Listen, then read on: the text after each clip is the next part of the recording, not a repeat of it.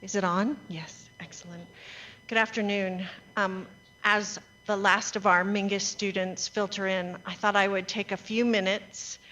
I dare say I probably don't need to introduce myself again, but my name is Amy, and I want to thank all of you who've been here for the week attending our lectures.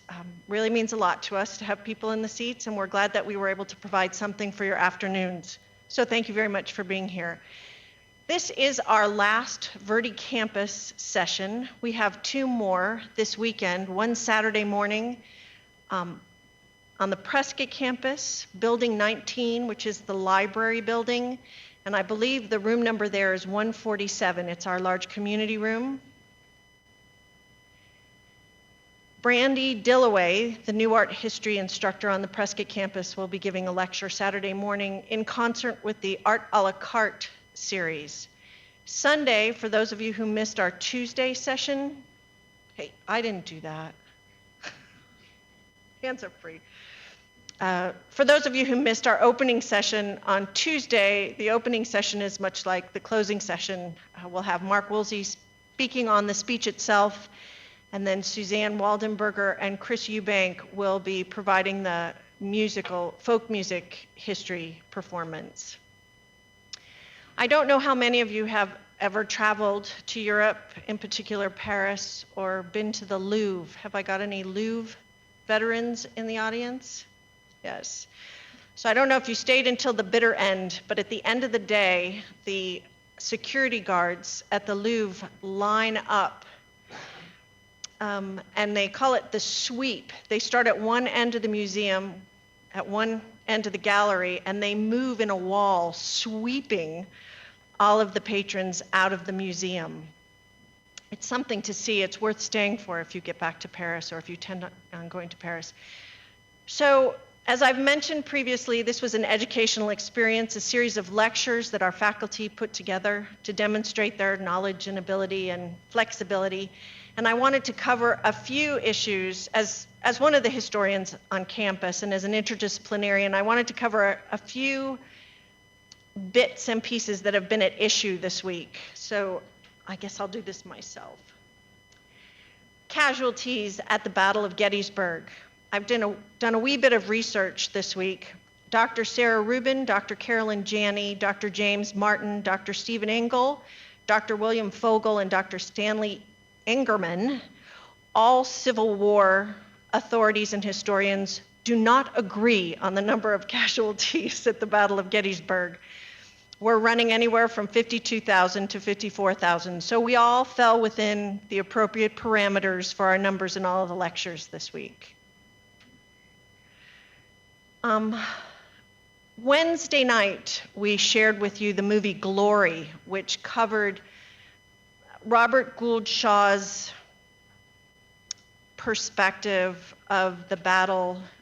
Actually, I can't remember the battle now, but it was his memoirs of overseeing the 54th Massachusetts Regiment of African American soldiers. There is an apocryphal story that the inspiration for that history and the film came about when someone noticed a monument created by Auguste Saint-Gaudens of Robert Gould Shaw and the Massachusetts 54th. So I just wanted to share with you that particular image. It hasn't been confirmed whether or not that was actually the inspiration for the film or the narrative, but I'm one of the art historians here, so I thought I'd show you a picture. Do you like the picture? There's one in the Metropolitan. The test is in the Metropolitan, and I believe the other one is in Massachusetts someplace. Last night, Bobby Horton, during his performance, he mentioned that the first conflict that was captured with photography was the Civil War. Not exactly accurate. He did refer to the Crimean War. The Crimean War took place 1853 to 1856, and the Crimean War it's a peninsula, and it was one of the first in the many battles that ultimately culminated in the First World War in 1914. But Roger Fenton was the first war photographer. And what brought about the ability to take photographs on site was the development of the albumin print. I have two images here for you. One is Roger Fenton himself.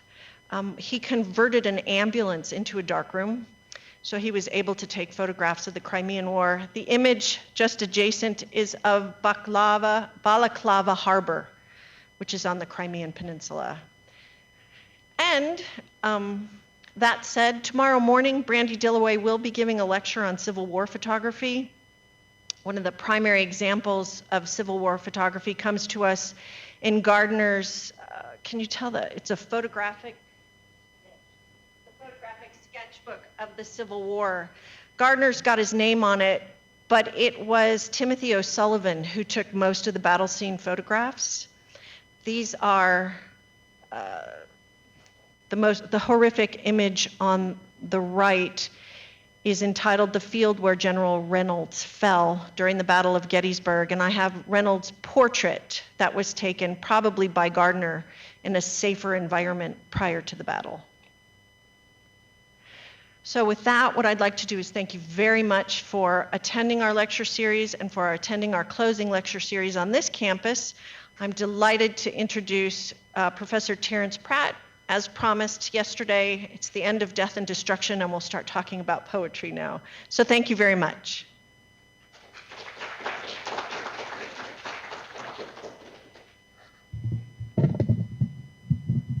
Thank you and welcome, and I really am happy to be here.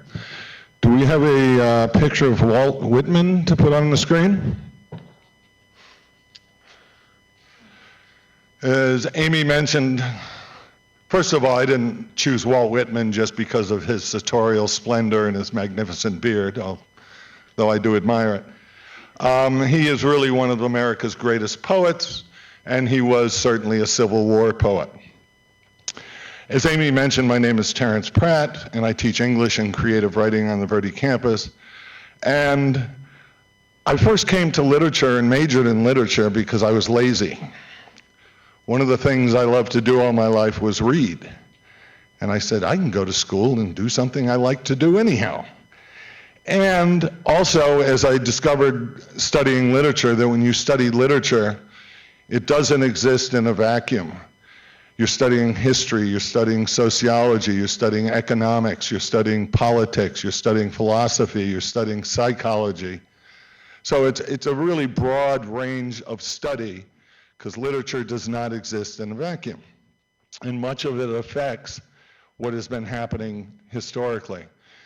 And Walt Whitman is a perfect example of a poet that was affected by the historical events of his time period. He's also a poet that was affected by the historical events that preceded his time period. So we need to go back in history a little bit to really understand who Walt Whitman was. Early on, well, you have to remember that the Civil War was only a little over 80 years after the establishment of the Republic. And the Republic was called the Great Experiment. A lot of historians have called it the Great Experiment. And from the time John Winthrop in the early 1600s said, the new world will be a shining city on the hill, America always had a self-consciousness about projecting an image to the rest of the world and felt like we were being watched. Later on, there were a few people that came over from Europe to study America. You have to remember that America began as an experiment, and that in the 18th century, they adopted and invented new forms of government, and as an experiment, there were many questions. One of the questions was, can we create a strong, stabilized central government? Another question was, can we grow without destabilizing? And here's a really important one. As an ideal society, as a government that set itself up as providing equality to all of our citizens, what do we do about the issue of slavery? Are we really living up to our ideals? And the issue of slavery was kind of an itch that would never go away, and as we know, it culminated in the Civil War. At times, There were intellectuals, artists who asked, were we hypocrites for allowing slavery to exist? The other question was, what do we do about women? Women, as you know, couldn't vote until 1919, I believe. The other question was, do we have second-class citizens? Do we have people who cannot vote because they're not landowners? So even though we had these great ideals, a lot of optimism, we were a brand new system, there were a lot of questions and concerns that would come back to haunt us and lead to some not so pleasant events such as the Civil War. We were under a microscope, and early on there was a couple of Europeans that came here to study us. There was a world interest in who are Americans? What is this country? Will this experiment work? Early on, there was a fellow named Hector St. John de Crevecoeur. He wrote a treatise called Letters from an American Farmer that was published in 1782. He looked at political conditions and tried to compare them to what was going on in Europe, and again, questioning whether this grand experiment was really going to work. He looked at the difference between the American model of government and the European model of government. In letter 3, he tries to answer, what is an American? And he tried to, and it was very popular in Europe because, again, the eyes of the world are on us.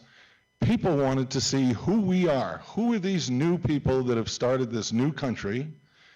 They're not all from England. There's many from Germany. There's people from France. There's people from Ireland. There's people from Scotland.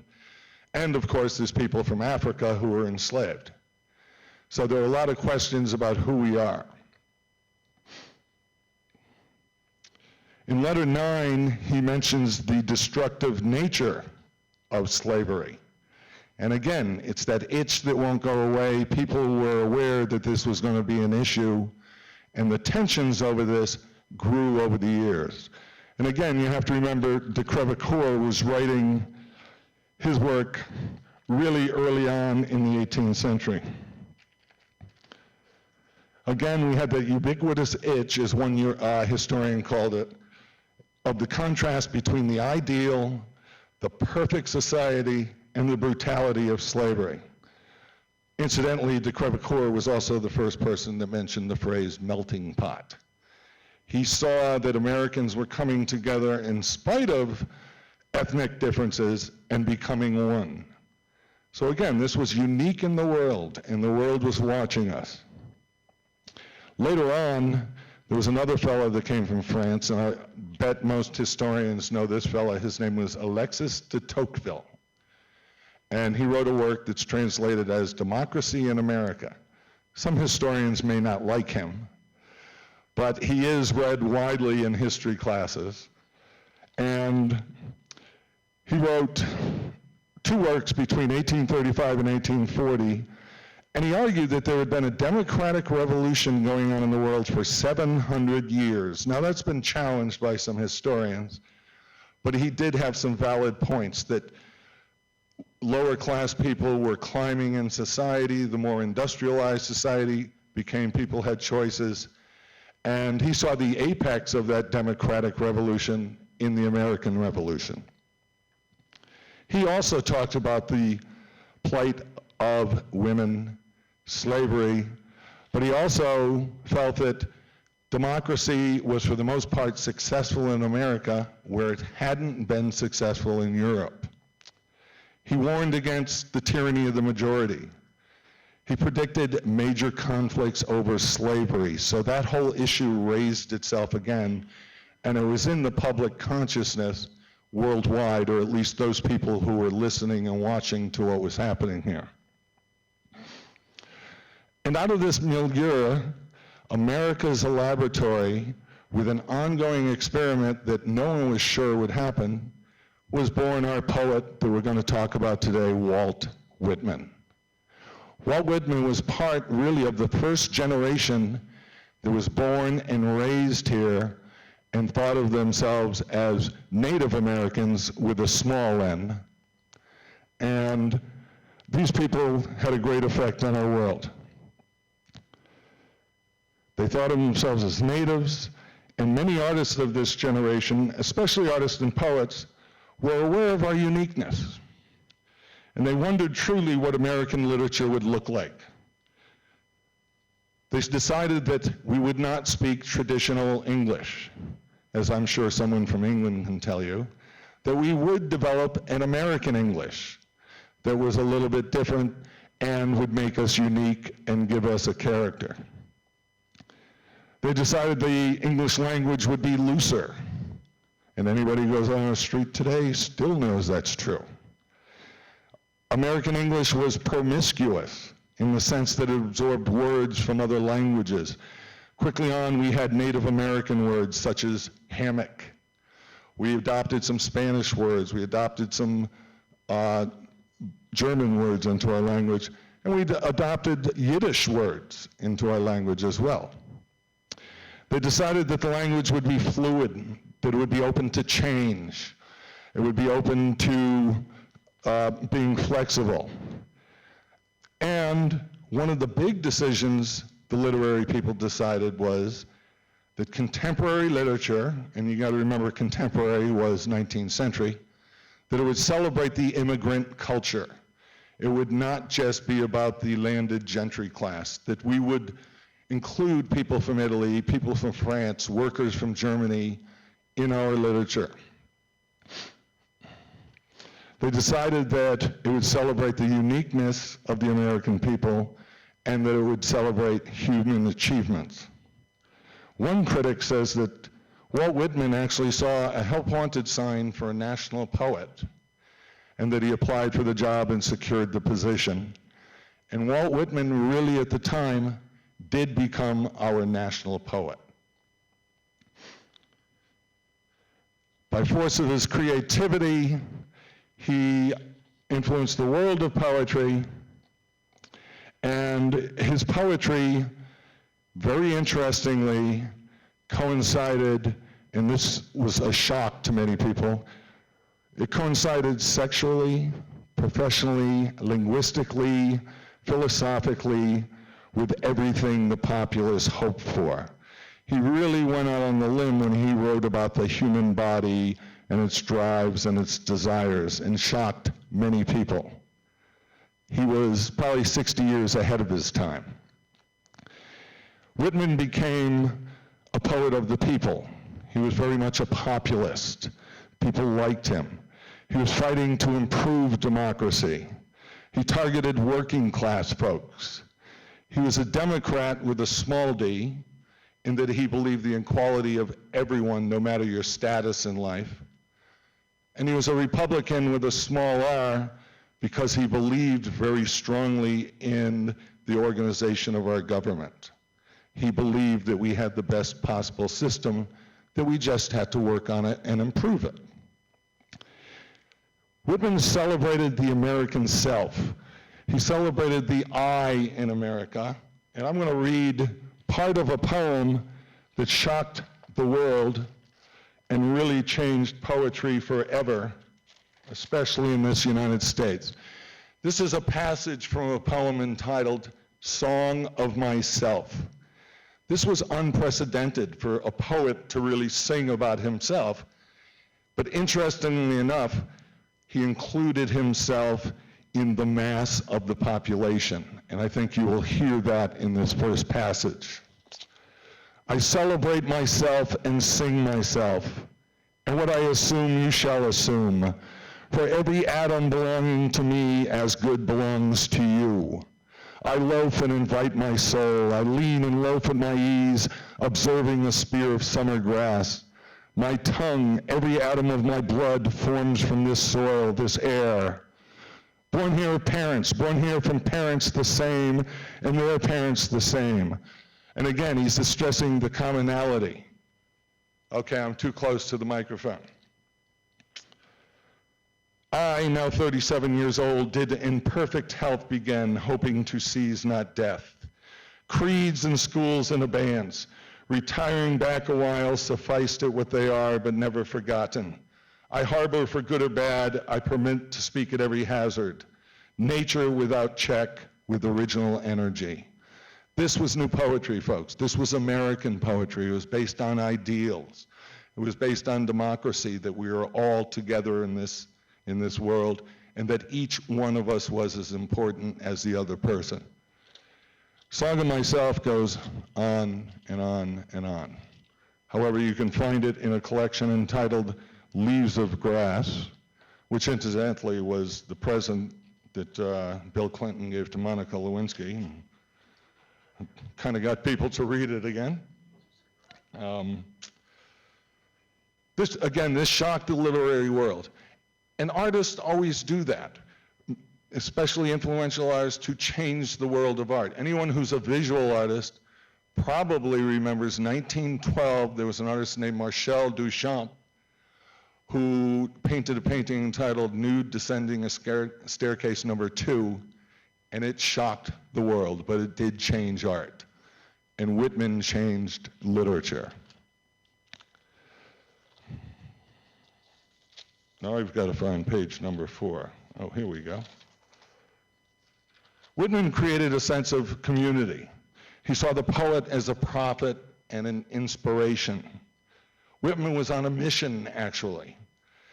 Whitman published 3 versions of Leaves of Grass, one in 1855, one in 1856, and one in 1860. And Leaves of Grass was really about preserving the Union, keeping us all together as one. He saw the building conflict of slavery, again, that ubiquitous itch that was at the back of everybody's mind, saying, how can we call ourselves a democracy and equal society and still engage in the practice of slavery? Whitman actually hoped that his book, Leaves of Grass, would prevent the Civil War. He was that much of an idealist. He tried to create a single identity for Americans. However, it didn't happen. Shortly after the publication of the last edition of Leaves of Grass in 1860, the Civil War broke out. Whitman's idealism shrunk a little bit. He became a little disappointed. And early on, he went to Washington to look for his, who they said was severely wounded in a battle. Well, when he got to Washington, he couldn't find his brother. He moved around from hospital to hospital. And he finally found his brother, and his brother only had a shrapnel wound. But he saw the horrors of the war. And Whitman, being the humanitarian he was, went to work in the hospitals as a caregiver. He wrote a series of Civil War poetry entitled Drum Taps. And I'm going to read a couple of poems from Drum Taps for you. And some of them are, well, they're heart-rending. And initially when I read them, I was in high school, and it was during the Vietnam era. And I felt like some things never change. War and its brutality is universal and affects us all along. And affects us today even. This poem is entitled Father. Child of mine, you fill me with anguish. To be that pennant would be too fearful. Little you know what it is this day and henceforth forever. It is to gain nothing, but risk and defy everything. Forward to stand in front of wars, and oh, such wars. What have you to do with them? With passions of demons, slaughter, and premature death. And in the poem, he's expressing the anguish of a father whose son has gone off to war. And again, we know that there's many fathers in this country today who are feeling the same thing. And again, for me, it was very poignant because I read it during the Vietnam War, and I had a brother serving in Vietnam in the Marine Corps. And I really did see what it did to my dad, and when I read this poem, I understood it. This is part of a poem entitled The Wound Dresser, and it has to do with his work in the hospital. And again, it's very graphic. It displays the horrors of war, and you can just see Walt Whitman's empathy and humanitarianism come out, and his shock at the horrors. From the stump of the arm, the amputated hand, I undo the clotted lint, remove the slough, wash off the mutter and blood. Back on his pillow the soldier bends with curved neck and side falling head. His eyes are closed, his face is pale. He dares not look on the bloody stump and has not yet looked on it. And again, this was a very difficult poem for him to read.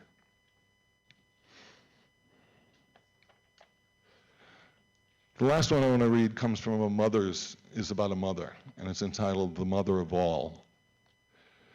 Pensive and on her dead gazing, I heard the mother of all.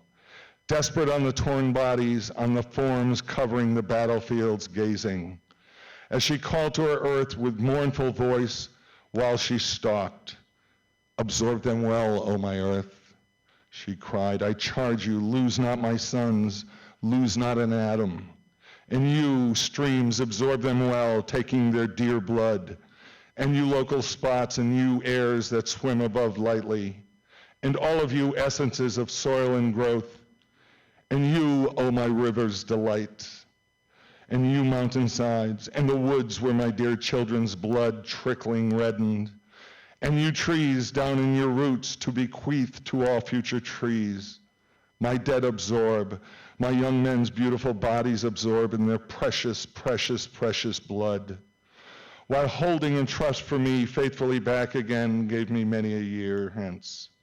In unseen essence and odor of surface and grass, centuries hence, in blowing airs from the fields back again, give me my darlings, give me my immortal heroes.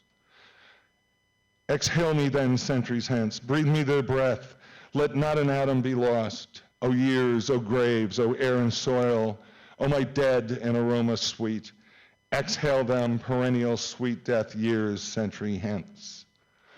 Again, a very powerful poem, and really was inspired by his work in the hospital, seeing the wounded in the Civil War. And anybody who knows anything about the wounded in the Civil War, there were amputations, there were deaths that would never happen today, and there were just brutal infectious diseases. I guess if you saw the presentation yesterday, you know that. Again, Whitman was very disappointed. He was disappointed that brother was fighting brother, cousin was fighting cousin. He was disappointed that the union that he thought as the great experiment that he was so idealistic about was threatened. However, he had such humanitarianism, and his humanitarian nature shows. However, he had one more major disappointment, and that was with a man he admired tremendously. He wrote about again and again, and that was President Lincoln's assassination. And that led to some pretty interesting poetry. And we are going to read through this poetry today. Okay, the first poem is O Captain, My Captain. O Captain, my Captain, our fearful trip is done. The ship has weathered every wrack, the prize we sought is won. The port is near, the bells I hear, the people all exulting, while follow eyes the steady keel, the vessel grim and daring. But oh heart, heart, heart, oh the bleeding drops of red, where on the deck my captain lies, fallen cold and dead. O Captain, my Captain, rise up and hear the bells. Rise up, for you the flag is flung, for you the bugle trills. For you bouquets and ribboned wreaths, for you the shores are crowding. For you they call the swaying mast, their eager faces turning. O Captain, dear father, this arm beneath your head, it is some dream that on the deck you've fallen cold and dead. My captain does not answer, his lips are pale and still. My father does not feel my arm, he has no pulse or no will.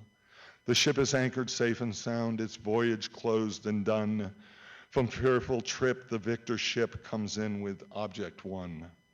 Exalt, O shores, and ring, O bells, but I with mournful tread walk the deck, my captain lies, fallen cold and dead. A really powerful poem in which he gets his grief out about the assassination of President Lincoln. Again, he admired Lincoln tremendously.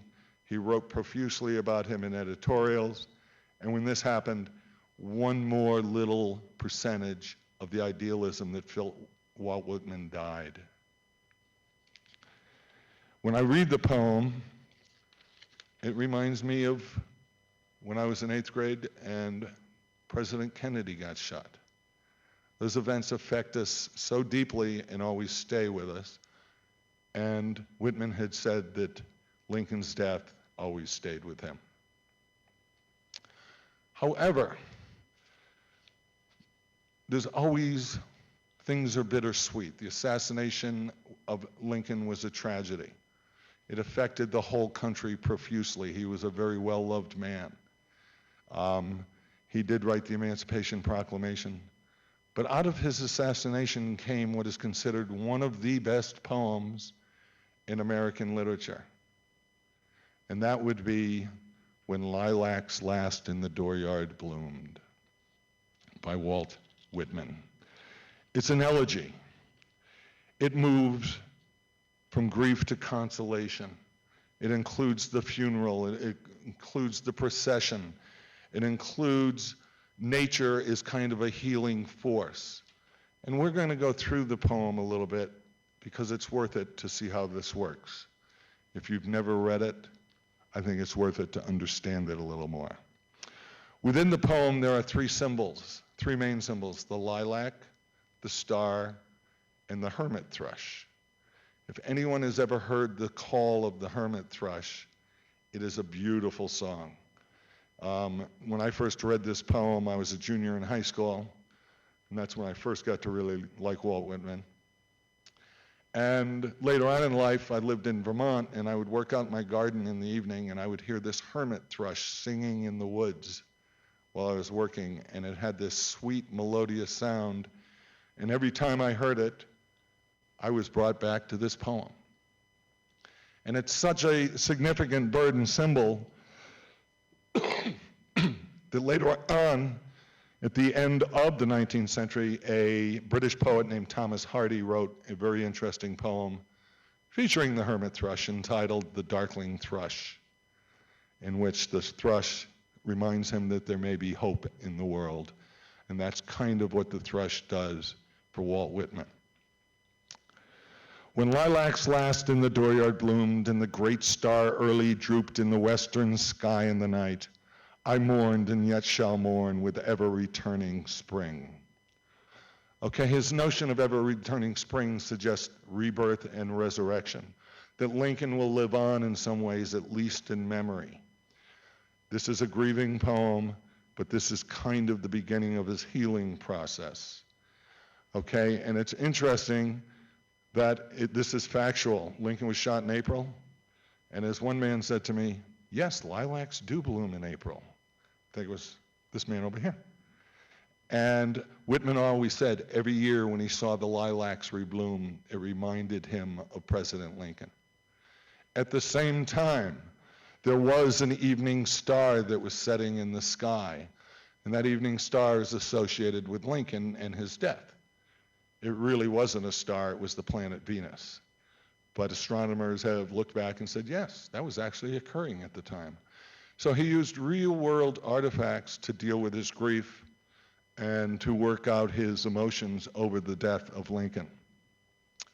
And as well, he did take a walk down to the shores and heard a hermit thrush singing. And again, the hermit thrush sings in seclusion.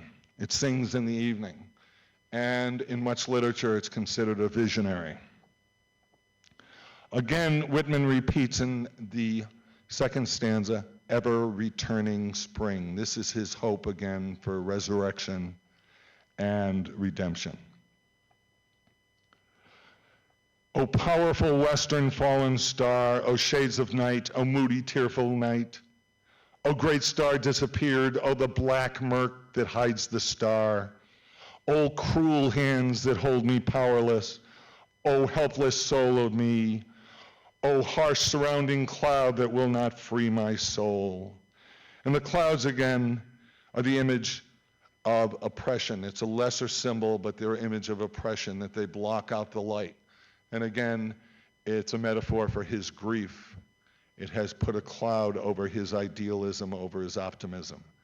This poem comes from the heart, folks. This was written shortly after the assassination, and it's such a powerful statement. In the dooryard fronting an old farmhouse near the whitewashed palings stands the lilac bush, tall growing with heart-shaped leaves of rich green, with many a pointed blossom rising delicate with the perfume strong I love, with every leaf a miracle, and from this bush in the dooryard, with delicate colored blossoms and heart-shaped leaves of rich green, a sprig with its flower I break. Powerful, powerful line. And you notice he talks about the heart-shaped leaves, and again, that's an image of his love for President Lincoln and what he stood for. So again, Venus represents Lincoln. The lilacs are the resurrection, and the heart-shaped leaves. The purple color of the lilacs represent the passion. And there's some critics that suggest that because this happened around Easter time, that he is making an analogy to the crucifixion. Again, that's critics. Walt Whitman never said that. Song of the bleeding throat, death's outlet, song of life. For well, dear brother, I know if thou was not granted to sing, thou wouldst surely die. So the song, again, becomes a resurrection. It's death's outlet, but it becomes a song of life. And again, he's working towards hope. And again, as an elegy, he starts with grief, but he's working towards resolution, at least in his mind, and emotion, towards the assassination of President Lincoln.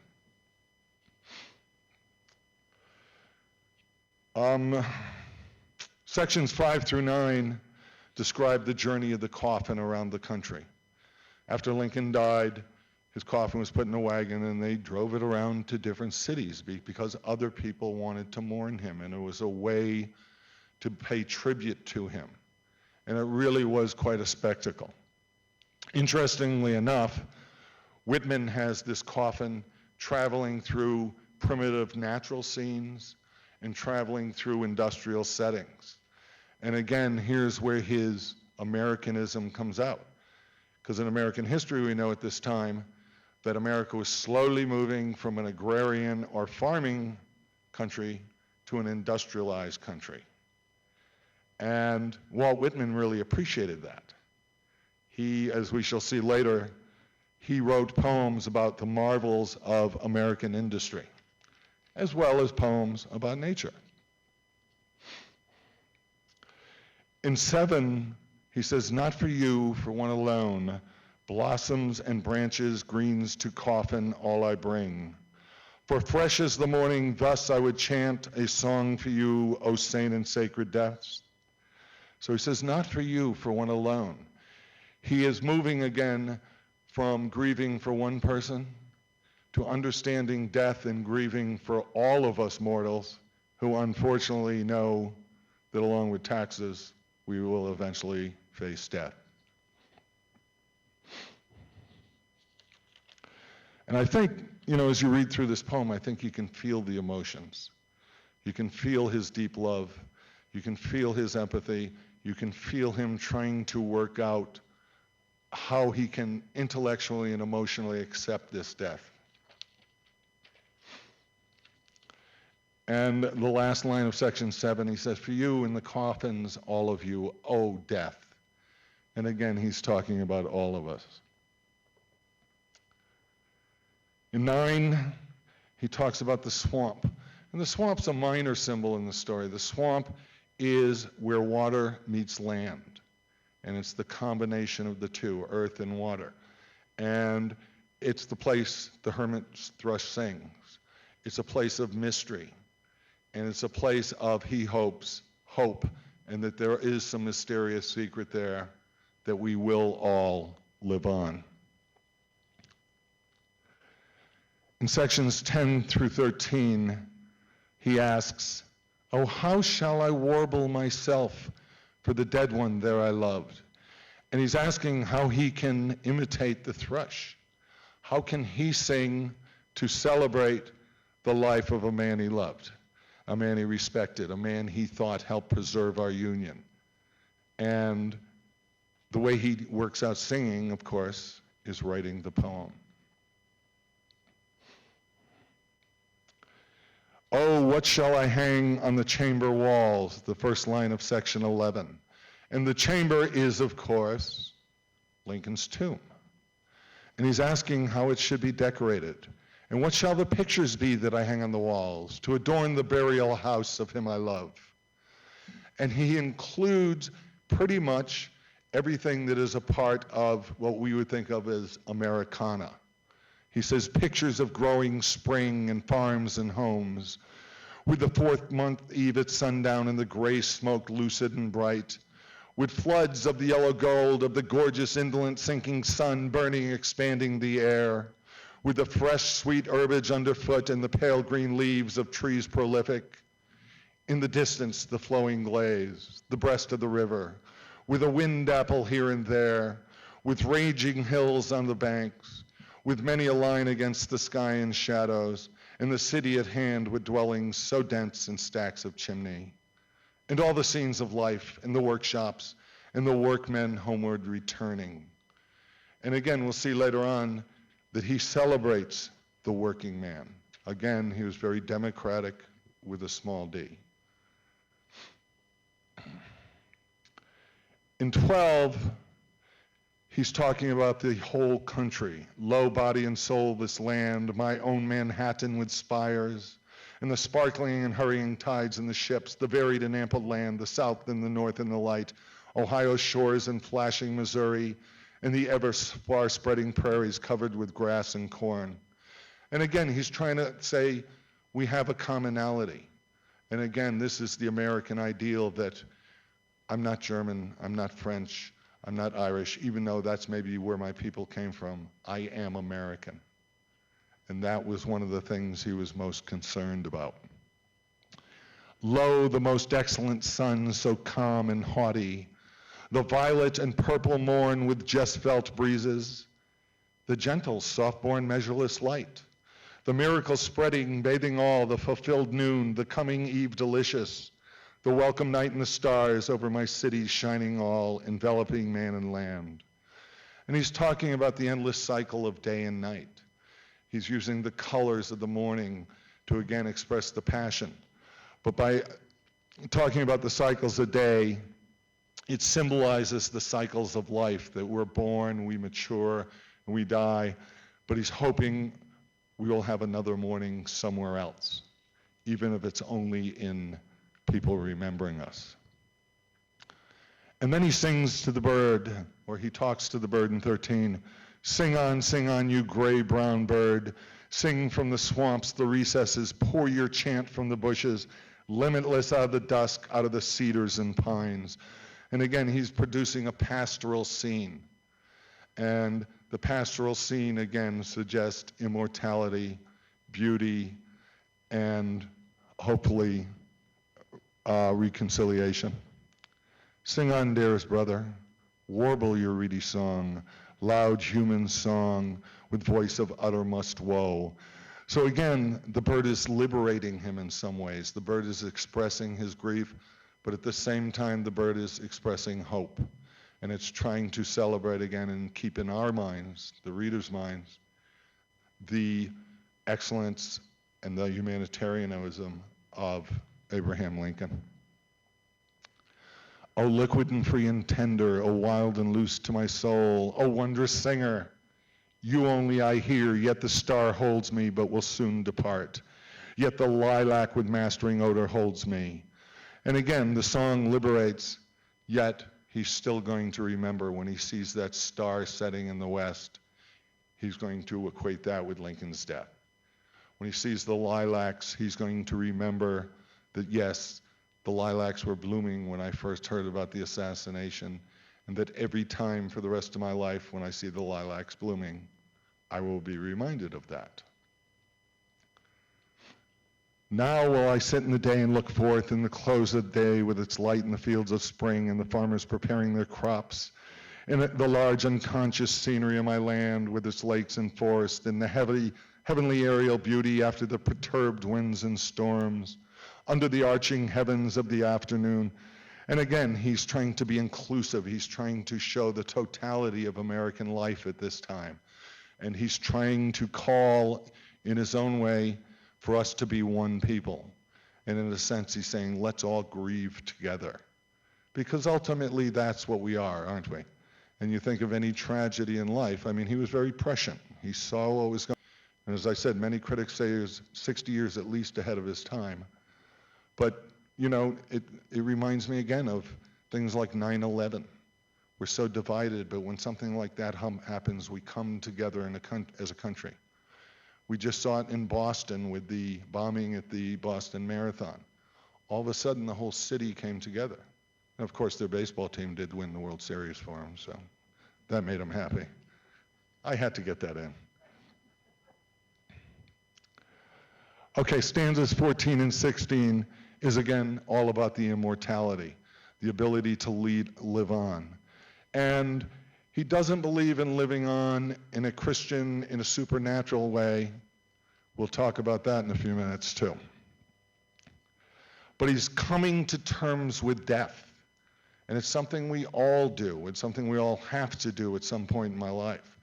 I remember when I was young, I write poems, and I wrote a poem with the line, when I was young and knew that I couldn't die.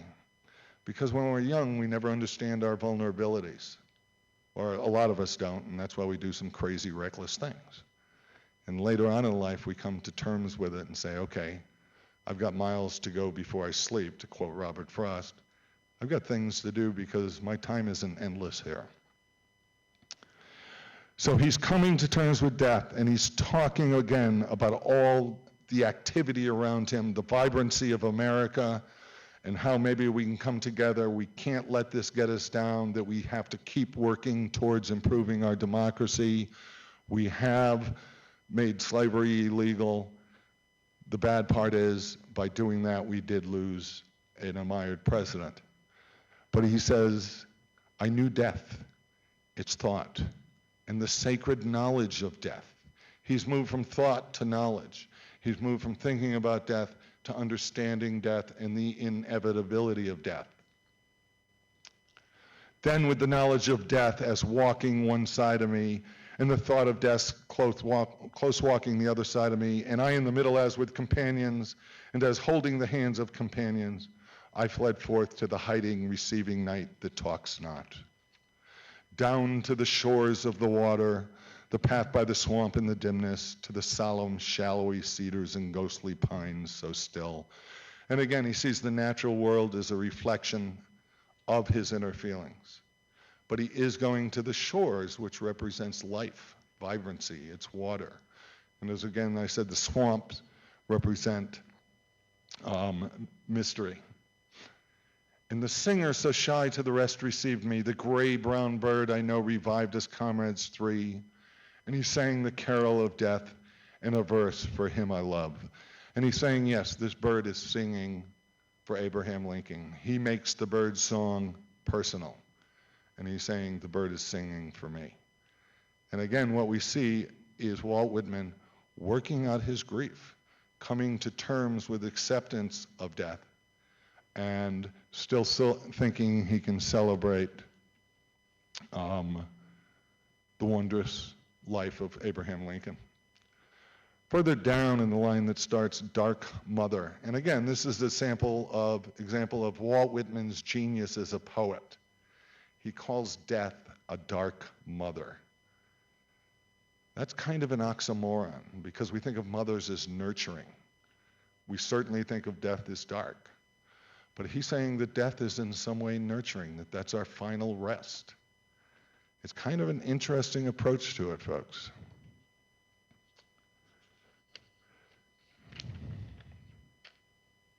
At the very end of the poem, he's talking about passing the visions, passing the night, passing and loosing the hold of my comrades' hands, passing the song of the hermit bird and the tallying song of my soil, victorious song, death's outless song, yet varying, ever-altering song. In the last line he says, I leave thee there in the dooryard, blooming, returning with spring. And again, he's reminding us that every spring, those lilacs will bloom. And Lincoln will live on, at least in memory, at least in his memory, because every time he sees them, he will think of Abraham Lincoln. So what we get here in this poem is a very American poem filled with idealism, filled with disappointment that we haven't lived up to being that shining city on a hill, that we still have ways to go. But it's a poem of optimism that we can get there. And again, we've made slavery illegal. We've had a great leader, at least Walt Whitman.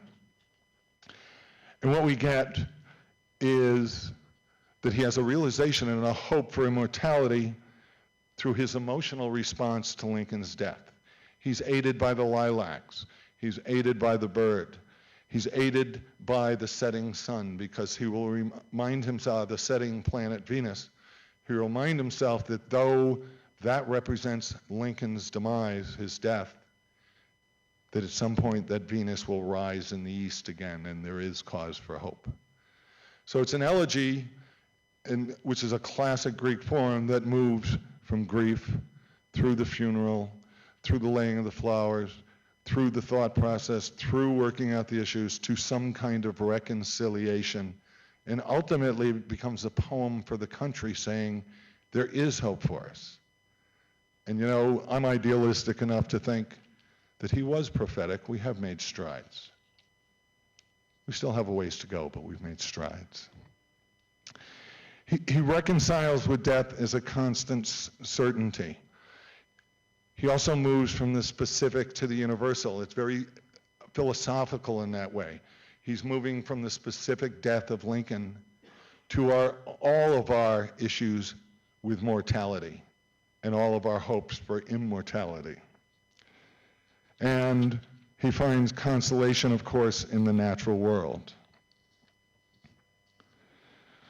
So ultimately, Whitman changed and helped form a new literature through his courage, his vision, his creative energy, his willingness to take a chance, his willingness to break the boundaries and write a whole new kind of poetry and deal with all new subjects. He insisted on the unity of personality and significant importance of all experience. He said all of our experiences are important. So it reminds me of the Beatles song, I am he as you are she and we are all together. It's, I think people stole ideas from Whitman. He celebrated the values and dignity of the common men and women. Here is a guy that could actually write a poem entitled To a Common Prostitute. Okay, again, this was gutsy. And he has empathy for the prostitute. He sees her as just another person who is no less and no more than you and I. And he says to her, be composed, be at ease with me. I am Walt Whitman. I'm liberal in lustiest nature. And not till the sun excludes you do I exclude you. That the same sun that shines on me shines on you. And I recognize your humanity.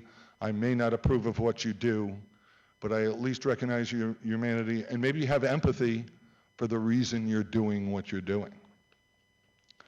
Not till the waters refuse to glisten for you and the leaves to rustle for you do my words refuse to glisten and rustle for you. My girl, I appoint you with an appointment, and I charge that you make preparation to be worthy to meet me, and I charge that you be patient and perfect till I come. Till then I salute you with a significant look that you do not forget me. And again, that was a very gutsy poem to write. But he's saying, yes, even the common people deserve our empathy, they deserve our love, they deserve our understanding. And again, it's an example of his extreme humanitarian nature. One of the most, as far as I'm concerned with reading poetry, one of the most loving poets I've ever read, a lover of humanity. And he celebrates our humanity. He writes often about the working class. He'll write about the men working on the docks. And he celebrates the human body. But he's not writing just about the aristocracy and the finer things in life. He is giving nobility and dignity to those people who are out there sweeping our streets for us, unloading our trucks, driving our trucks, and suggesting that, yes, we all have a purpose.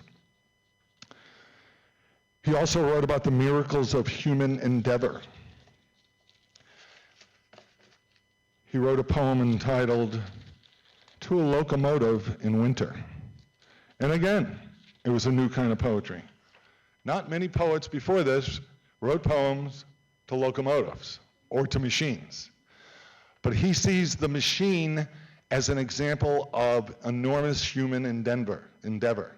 He would have admired engineers because they designed this, they made this thing work. He also saw that it was going to change the country, and as we know it did, when they laid that golden spike in Utah, the rails that were built by the Irish from the east and the Chinese from the west met. And we probably wouldn't be here if that railroad hadn't existed. It led to Western expansion. But he says, "Thee for my recitative, thee in the driving storm, even as now the snow, the winter day declining." He is celebrating this thing. He's seeing it as a work of art almost. And he's celebrating that human genius, human endeavors could build this. From the people who designed it, the people who financed it, and the people that actually turned the nuts and bolts to put it together. That it's a common endeavor, and it included all people, that we all had to be a team. He says the black cylindrical body, golden brass and silvery steel. And again, this was a new kind of poetry. Who would read a poem before this about a locomotive that uses as a metaphor for our commonality, our working together to produce something that makes life maybe a little more interesting. Today, he'd probably write about the technology industry, unfortunately. But he calls this locomotive, and he gets intimate with these things, and that's Walt Whitman's nature. "Fierce-throated beauty, roll through my chant with all thy lawless music, thy swinging lamps at night, thy piercing madly whistled laughter, thy echoes rumbling like an earthquake, rousing all. Law of thyself complete, thy own track firmly holding, no sweetness debonair of tearful harp or glib piano thine. The trills of shrieks by rocks and hills returned, launched over the prairies wide across the lakes, to the free skies unpent and glad and strong." Amazing. Amazing poem. Amazing subject poetry. An amazing poet. And there's a reason he's considered one of America's best poets. He also celebrated what is called the procreative urge of the universe. And in that, he included sexuality, and again, that was a gutsy thing to do. And he wrote a famous poem, again, considered one of the best poems of American literature, "Out of the Cradle Endlessly Rocking." And it's that we are born into this earth and we're constantly pulsating, we're working, we're growing, we're becoming people. And contrary to what I thought when I was young, when I hit 21, I didn't know everything. So when I read "Out of the Cradle Endlessly Rocking," I understand that life process, that I'm constantly learning, I'm constantly growing. And he celebrated that. He wrote in a free verse. Much of his language is symphonic, and I think you could hear it today. It's very melodic. And his free verse recognized his admiration for the concept of freedom. It recognized the need for us to be free. Not just to be free as a people, but to be free as ourselves. That no matter who you are, if you're a guy with a weird goatee and an earring, that you can walk into any room and say, "Yes, I belong." He celebrated uniqueness. And to paraphrase John Updike, one of the best writers of the 20th century, Walt Whitman was actually a bridge between the beguiling irregularities of nature, irregularities of nature where nothing is perfectly square around, and man's Euclidean determinations, our desire to create forms and shapes and have things in order. So he really moved from a romantic, which is an artistic period that preceded him, and he was inspired by those people, and he moved towards realism and saying this is what the world is. But he never lost his humanitarianism, He's certainly a popular, prolific Civil War poet. If you ever get a chance, I'm going to donate this to the library. It includes Leaves of Grass, which was more romantic in nature, and Drum Taps, which is all of his Civil War poetry. I'm also going to donate this to the library. It's a very interesting read. It's entitled Memoranda During the War, Civil War Journals, 1863 to 1865, and it recounts his work in the hospital. And it recounts the satisfaction he got, the personal satisfaction of comforting the wounded soldiers and refreshing their wounds, their dressings, and the ability he had to at least connect with them and maybe make them feel somewhat less disappointed, somewhat less sad, somewhat less angry about their fate in getting wounded in war. So again, I celebrate Walt Whitman, one of the most unique characters in American literature, and if you ever get a chance to read him, I do recommend it. Thank you.